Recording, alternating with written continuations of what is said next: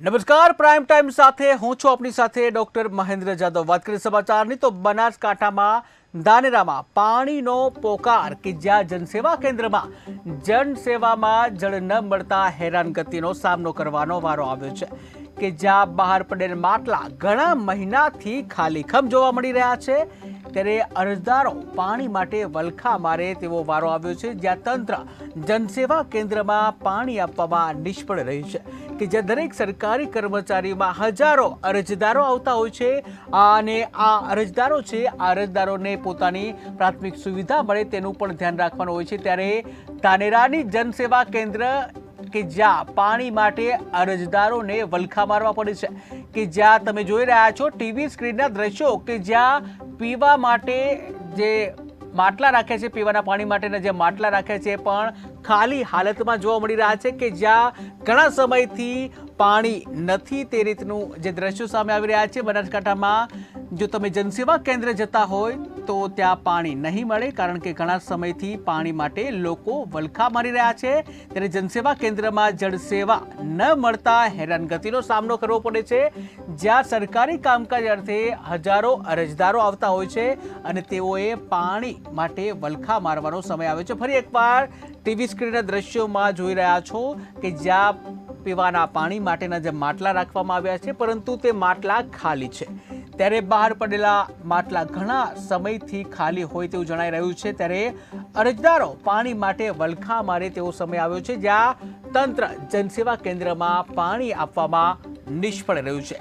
ત્યારે આ સાથે જ ધાનેરાથી વધુ માહિતી માટે સંવાદદાતા દીપક સોલંકી જોડાઈ ગયા છે। જે દીપક, વાત કરવામાં આવે બનાસકાંઠાના ધાનેરામાં પાણીનો પોકાર, પાણી માટે વલખા મારવાનો સમય આવ્યો છે, શું છે વધુ વિગત? ચોક્કસથી મહેન્દ્ર, વાત કરવામાં આવે ધાનેરા જનસેવા કેન્દ્રમાં જળ સેવા નથી મળી રહી ત્યારે બહારથી પડેલ માટલા પર ઘણા મહિનાઓથી ખાલીખમ જોવા મળી રહ્યા છે। જોકે કહી શકાય કે મોટી સંખ્યામાં આવતા અરજદારો પાણી માટે વલખા મારી રહ્યા છે ત્યારે ધાનેરાના ઉચ્ચ અધિકારીઓ જનસેવા કેન્દ્રમાં પાણી આપવા પણ નિષ્ફળ જોવા મળ્યા છે। જોકે જનસેવા કેન્દ્રમાં દિવસે ને દિવસે અરજદારો આવતા હોય છે, અલગ અલગ દાખલા કઢાવવા માટે આવતા હોય છે ત્યારે જનસેવા કેન્દ્રમાં જળ સેવાની ન મળતા અરજદારોમાં પણ મુશ્કેલીનો સામનો કરી રહ્યા છે। જી દીપક, વાત કરવામાં આવે કે જ્યાં આરો પ્લાન્ટ જે સરકારી કચેરીમાં આરો પ્લાન્ટ હોય છે પરંતુ અહીં તો માટલા છે ને એ પણ ખાલી હાલતમાં, શું કહીશું?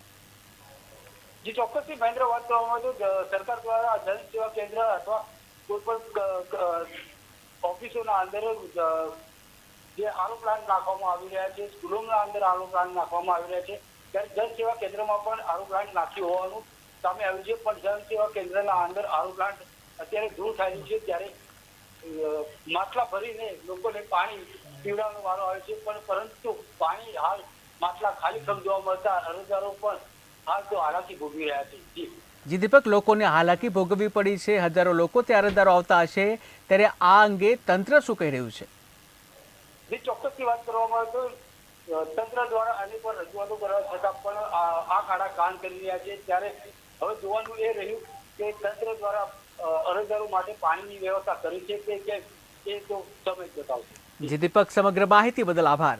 તો બનાસકાંઠાના ધાનેરામાં પાણી માટેના વલખા કે જે સરકારી કચેરીમાં એટલે કે જનસેવા કેન્દ્રમાં પાણી માટે વલખા મારવાનો સમય આવ્યો છે। હજારો અરજદારો પોતાની અરજી લઈને જનસેવા કેન્દ્રમાં આવતા હોય છે પરંતુ તેઓને પીવાનું પાણી નથી મળતું કે જ્યાં એક બાજુ આરો પ્લાન્ટ જે હોય છે સરકારી કચેરીઓમાં ત્યારે ધાનેરામાં તો આરો પ્લાન્ટ ધૂળ ખાઈ રહ્યા છે, ઉપરથી જે માટલા જે પાણી માટે માટલા મૂકવામાં આવે છે તે પણ ખાલી હાલતમાં છે। ત્યારે એક બાજુ પાણી માટે પરબ બંધાતી હોય છે પરંતુ અહીં તો પાણી માટેના વલખા મારતા હોય તેવું જોવા મળી રહ્યું છે। એટલે કે જનસેવા કેન્દ્રમાં જળ સેવાનો અભાવ જોવા મળ્યો કે જ્યાં દૂરથી બહારથી જે હજારો અરજદારો દૂર દૂરથી આવતા હોય છે ત્યારે તેઓને પાણી નહીં મળતા હાલાકી ભોગવવાનો વારો આવતો હોય છે ત્યારે અરજદારો પાણી માટે વલખા મારી રહ્યા છે ત્યારે તંત્ર દ્વારા વહેલામાં વહેલી તકે જે અરજદારોને જે પાણીની સુવિધા પૂરી પાડવામાં આવે તેવી માંગ ઉઠી છે।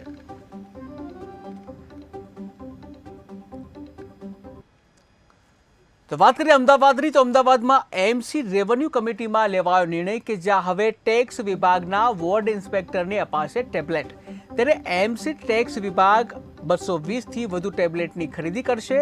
વોર્ડ ઇન્સ્પેક્ટર ટેબ્લેટનો ઉપયોગ કરશે કે જે આકારણી માટે ઉપયોગ કરશે ત્યારે આકારણીની કામગીરી ઝડપથી કરી શકાશે અને જ્યાં ટેક્સની કામગીરી પેપરલેસ અને ઝડપી બનશે તે આશયથી ટેબ્લેટ જે છે તે આપવામાં આવશે. ત્યારે જે કહી શકાય કે અમદાવાદ મ્યુનિસિપલ કોર્પોરેશનમાં જે રેવન્યુ કમિટી છે તેના દ્વારા આ મહત્વનો નિર્ણય લેવામાં આવ્યો છે કે જ્યાં ટેક્સ વિભાગના જે વોર્ડ ઇન્સ્પેક્ટર છે તેઓને ટેબ્લેટ આપવામાં આવશે કે જેનાથી પેપરલેસ કામગીરી થશે, ઝડપથી કામગીરી થાય તે માટે થઈને ટેક્સ વિભાગના વોર્ડ ઇન્સ્પેક્ટરને હવે ટેબ્લેટ આપવામાં આવશે. ઉલ્લેખનીય છે કે અમદાવાદ મ્યુનિસિપલ કોર્પોરેશનના ટેક્સ વિભાગ 220થી વધારે ટેબ્લેટની ખરીદી કરવાના છે કે જ્યાં વોર્ડ ઇન્સ્પેક્ટર ટેબ્લેટનો ઉપયોગ કરશે. આકારણી માટે આ ટેબ્લેટનો ઉપયોગ કરવામાં આવશે કે જ્યાં આકારણીની જે કામગીરી છે એ ઝડપથી થઈ શકે, આ સાથે ટેક્સની કામગીરી પેપરલેસ બને અને ઝડપી થાય તે માટેથી જે વોર્ડ ઇન્સ્પેક્ટર છે તેઓને ટેબ્લેટ આપવામાં આવશે. તેના સાથે જ વધુ માહિતી માટે સંવાદદાતા જયેશ પ્રજાપતિ જોડાઈ ગયા છે. જે જયેશ, વાત કરવામાં આવે એમસી રેવન્યુ જે કમિટી છે તેનો આ નિર્ણય કે જ્યાં ટેક્સ વિભાગના વોર્ડ ઇન્સ્પેક્ટરને ટેબ્લેટ આપવામાં આવશે, શું છે વધુ વિગત? આપણે જણાવી દઉં કે જે રીતે વોર્ડ ઇન્સ્પેક્ટરો દ્વારા એમના ટેક્સ વિભાગ દ્વારા જે રેવન્યુ કમિટી દ્વારા એક નિર્ણય કરવામાં આવ્યો છે આજે કે જે વોર્ડ ઇન્સ્પેક્ટરો છે જે માપણી કરવા જતા હોય છે તેમાં અલગ અલગ રીતે કાગળ ઉપર કાર્યવાહી થતી હોય છે અને એ કાર્યવાહી પૂરી થતાં જ પછી જ જે બહાર આવતા હોય છે કે કઈ જગ્યાની કેટલી માપણી છે. પરંતુ હવે આ રીતનું માપણી કરીને જયારે વોર્ડ ઇન્સ્પેક્ટરો છે તે અરજદારના ઘરે જશે અને માપણી છે તે સ્થળ ઉપર જ સબમિટ કરવી પડશે અને અરજદારનો ફોટો છે તે પણ સબમિટ કરવો પડશે. એટલે જોવા જઈએ તો ઈ પેપર તરીકે આખો ઉપયોગ થવાનો છે. સૌથી મોટી વાત એ છે કે જે આમાં અનેક જગ્યા ઝાંઝિયા ચાલતા હતા, ઝાંઝિયામાંથી પણ મુક્તિ મળશે. પરંતુ સૌથી મોટો સવાલ છે કે આ 220 ટેબ્લેટોનું જે ટેન્ડર છે તે ફાળવવામાં આવ્યું છે, પરંતુ આવી જો આવી બીજી રીતે વાત કરવામાં આવે કે જે સર્વેલન્સ સ્કોડ દ્વારા જે વાત કરીએ કે સવા મહિનામાં જ જે ઝોન દ્વારા 25 કરોડ રૂપિયાની જે હેરાફેરી છે તેનો પર્દાફાશ કર્યો. એટલે ખાસ કરીને કહેવામાં આવે કે જે માપણી છે જે અધિકારીઓ માપણી ખોટી કરતા હોય છે, ધારો કે કોઈમાં 500 ફૂટ હોય તેની જગ્યાએ 200 ફૂટ લખતા હોય છે, તેવી ધાંધલી આમાં પણ થઈ શકે. એટલે આ ટેબ્લેટ છે તે ઉચ્ચ કક્ષાના અને અંદર બીજા કયા અંદર ઉમેરી શકાય કે જેને લઈને આમાં વધુ પારદર્શિતા આવી શકે. જેમ કે જ્યાં ટેબ્લેટો છે 220 ટેબ્લેટો ખરીદવાના છે, ટેબ્લેટોને લઈને ક્યાંક ને ક્યાંક કેટલીક સગવડ પણ મળશે, પરંતુ જે સવાલો ઉભા છે જે ધાંધલીઓ થાય છે, જે ભ્રષ્ટાચાર મુક્ત કરવા માટે આ ટેબ્લેટો વપરાય છે, તો શું આ ટેબ્લેટોથી ભ્રષ્ટાચાર જે ટેક્સ ખાતું છે તે મુક્ત થશે કે નહીં, એ પણ મોટો સવાલ અહીંયા ઉભો થાય છે. જી મહેન્દ્ર. જી જયેશ, સમગ્ર માહિતી બદલ આભાર. તો અમદાવાદમાં અમદાવાદ મ્યુનિસિપલ કોર્પોરેશન રેવન્યુ કમિટીનો મોટો નિર્ણય લેવામાં આવ્યો છે કે જ્યાં હવે ટેક્સ વિભાગના વોર્ડ ઇન્સ્પેક્ટરને ટેબ્લેટ આપવામાં આવશે. એમસી ટેક્સ વિભાગ દ્વારા નિર્ણય લેવામાં આવ્યો છે જ્યાં 220થી વધુ ટેબ્લેટની ખરીદી કરાશે. ત્યારે વોર્ડ ઇન્સ્પેક્ટર ટેબ્લેટનો ઉપયોગ કરશે. જ્યાં આકારણી માટે ટેબ્લેટનો ઉપયોગ કરવામાં આવશે ત્યારે આકારણીની કામગીરી ઝડપથી કરી શકાશે અને જ્યાં ટેક્સની કામગીરી પેપરલેસ અને ઝડપી બનશે. દેશના પ્રધાનમંત્રી આદરણીય નરેન્દ્રભાઈ ડિજિટલ ઇન્ડિયાની વાત કરે છે, પેપરલેસ કામ થાય એ આશયથી આપણે આ ટેબ્લેટ આપી છે અને ઝડપી કામ થાય એના કારણે આપણે આ ટેબ્લેટ આપી અને એના કારણે પારદર્શિતા પણ આવશે.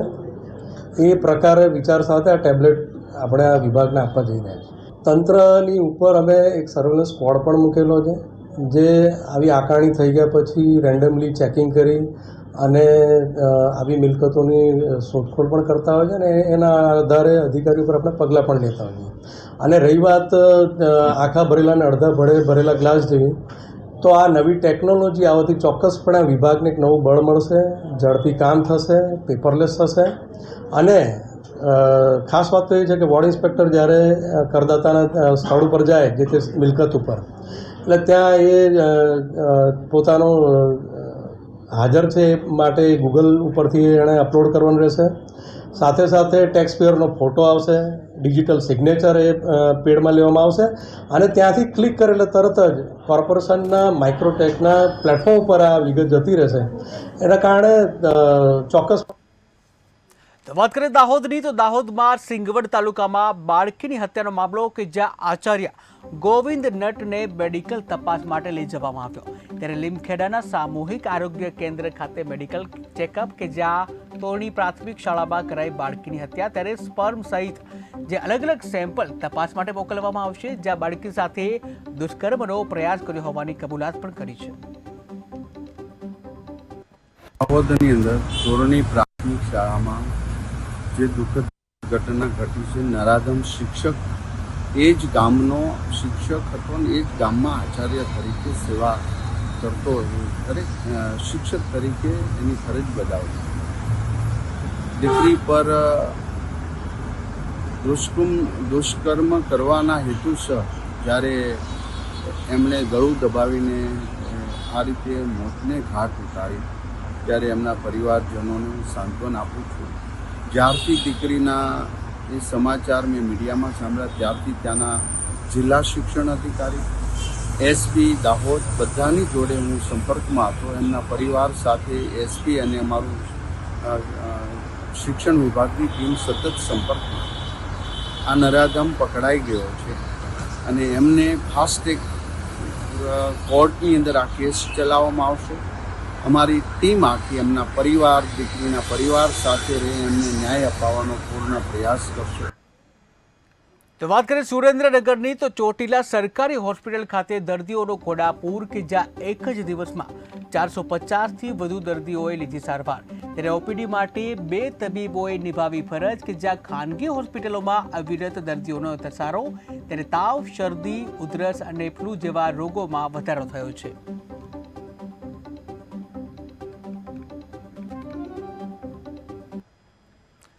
તો હવામાન વિભાગ દ્વારા ગુજરાત રાજ્યમાં આગામી 7 દિવસ દરમિયાન ક્યાંક મધ્યમ તો ક્યાંક ભારેથી અતિ ભારે વરસાદને લઈને આગાહી કરવામાં આવી છે, અને જેમાં ખાસ કરીને દક્ષિણ ગુજરાતના ભાગોમાં સૌથી વધુ વરસાદ વરસી શકે છે, ત્યારે 3 દિવસ બાદ સૌરાષ્ટ્ર, કચ્છ અને મધ્ય ગુજરાતના ભાગોમાં પણ વરસાદની પૂરતી સંભાવના છે, કારણ કે બંગાળની ખાડી પર જે સાયક્લોનિક સર્ક્યુલેશન સક્રિય થયું છે તે ધીમે ધીમે આગળ વધી રહ્યું છે અને આજથી તેની અસર વર્તાઈ શકે છે. ત્યારે હવામાન વિભાગ દ્વારા બંગાળની ખાડીના સર્ક્યુલેશનને ધ્યાનમાં રાખીને દક્ષિણ ગુજરાતના જિલ્લાઓમાં ભારેથી અતિ ભારે વરસાદ પડી શકે છે તેવી ચેતવણી સાથે યલો એલર્ટ પણ જાહેર કરવામાં આવ્યું છે.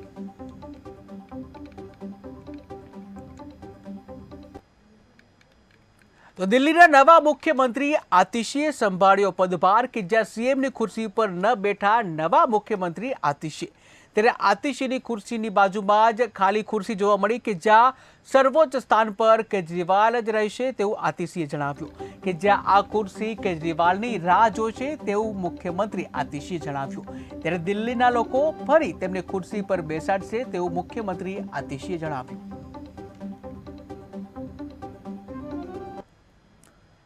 તો વાત કરીએ મહારાષ્ટ્રની, તો અમરાવતીથી ધારી, જે કહી શકાય કે અમરાવતીથી ધારી જઈ રહેલા જે ચાવલા નામની ખાનગી બસ કંપનીની બસ છે પુલ પરથી પડી જતા ગંભીર અકસ્માતની ઘટના બની હતી, ત્યારે અકસ્માતમાં 6 મુસાફરોના કરુણ મોત નીપજ્યા, જ્યાં 25થી વધારે મુસાફરો ગંભીર રીતે ઘાયલ થયા છે.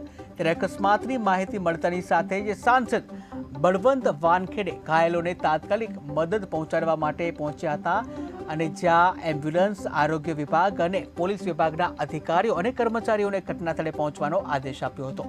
જ્યાં એમપી બળવંત વાનખેડે અમરાવતી જિલ્લા જનરલ હોસ્પિટલમાં સારવાર માટે દાખલ દર્દીઓને મળ્યા અને રસપૂર્વક પૂછપરછ કરી, તેમજ હાજર તબીબ અને અધિકારીઓને ઘાયલોની સ્થિતિનું ધ્યાન રાખવા માટે આદેશ આપ્યો હતો.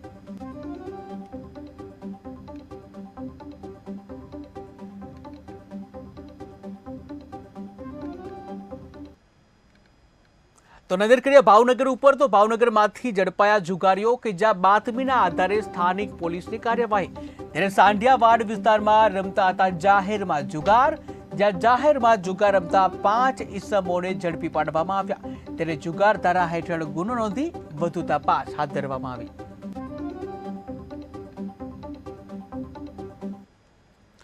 તો વાત કરીએ જામનગરની, તો જામનગર તાલુકા પંચાયત ભવનના લોકાર્પણ કાર્યક્રમમાં પ્રાસંગિક પ્રવચન આપતા કૃષિ મંત્રી રાઘવજી પટેલે જણાવ્યું હતું કે તાલુકા પંચાયતનું જૂનું બિલ્ડિંગ અંદાજે 60 વર્ષ પહેલા બનાવવામાં આવ્યું હતું, પરંતુ બિલ્ડિંગ જર્જરિત થઈ જતા પદાધિકારીઓ અને તંત્ર દ્વારા નવું બિલ્ડિંગ બનાવવાની રજૂઆતને ધ્યાનમાં લઈ સરકાર દ્વારા આધુનિક પદ્ધતિ અને તમામ સુવિધાઓથી સજ્જ નવું બિલ્ડિંગ બનાવવામાં આવ્યું છે.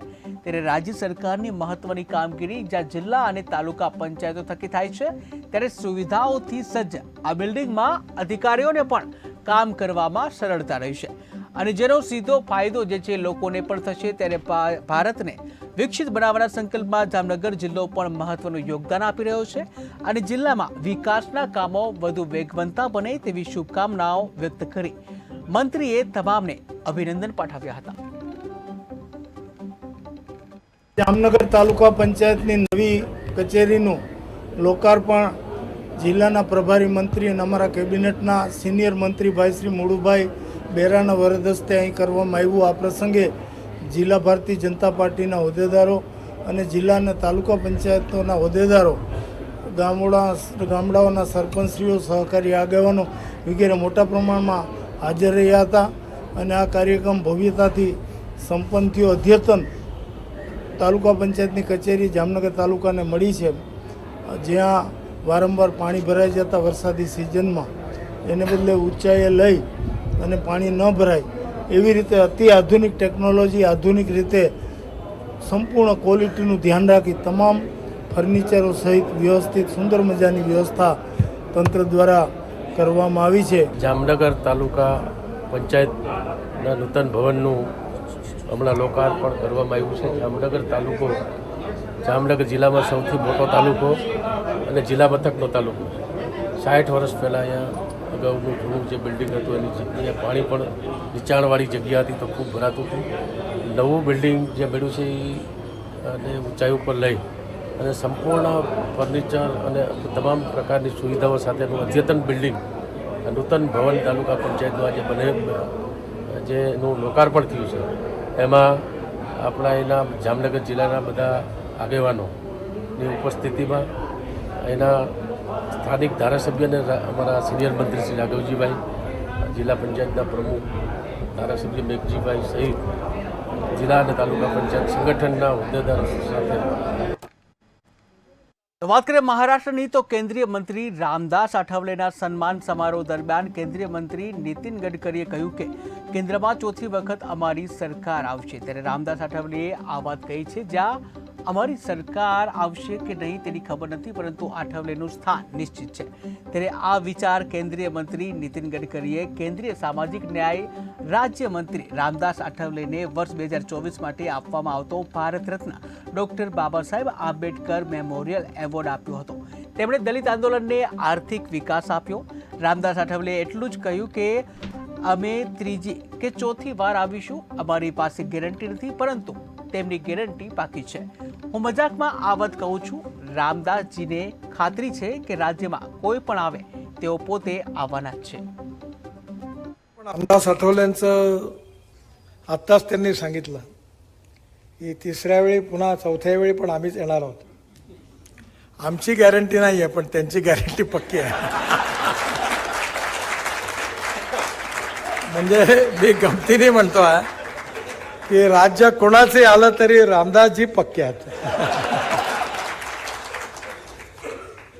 कारण त्यांनीच हे एकदा प्रकट भाषणात सांगितलं आणि त्यांना हे जसं ते मौसमी शास्त्रज्ञ आहेत तेव्हा लालू प्रसाद यादवनी एकदा असं म्हटलं होतं रामविलास पासवानला कि ये बहुत बड़ा राजनीतिक मौसम शास्त्रज्ञ है और क्या होने वाला इनको पता होता है, उसके अनुसार उनकी नीति अपनाते हैं.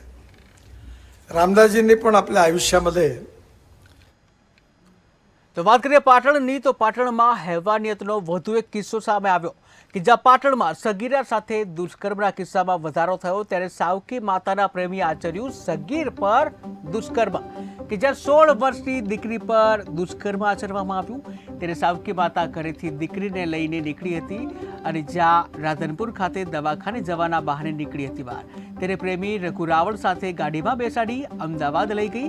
અલગ અલગ જગ્યાએ પ્રેમી સાથે રહી અને દુષ્કર્મ આચરવામાં આવ્યું, કે જ્યાં સગીરાને અલગ અલગ જગ્યાએ પ્રેમી સાથે રહી દુષ્કર્મ આચરાયું. ત્યારે સગીરાના પિતાએ સમી પોલીસ મથકે ફરિયાદ નોંધાવી, જ્યાં પોલીસ મથકે પત્ની અને શખ્સ સામે ફરિયાદ નોંધાવી છે. ત્યારે ગણતરીના કલાકોમાં જ સાવકી માતાને જેલ પાછળ ધકેલી દેવામાં આવી. મુખ્ય આરોપી રાવણ રઘુને પકડવા તજવીજ હાથ ધરાઈ.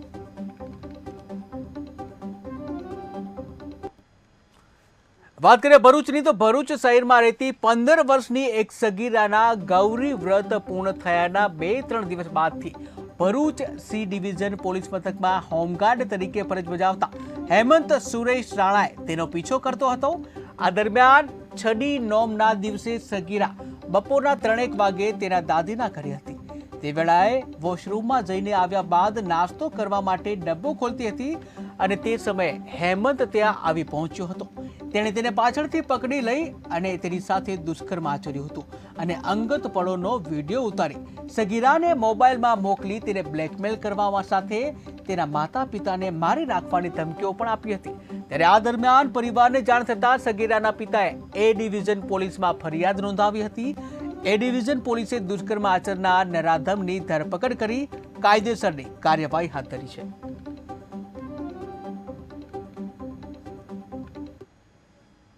તો વાત કરીએ વલસાડની, તો વલસાડમાં ફરી રખડતા ઢોરોનો આતંક સામે આવ્યો છે કે જ્યાં વાપીમાં 2 યુવાનો પર બળદનો હુમલો. ત્યારે 2 દિવસમાં જે 2માંથી એક યુવકને બળદે ફંગોળ્યો હતો, જ્યાં બળદના હુમલાથી યુવાન ઘાયલ થયો હતો.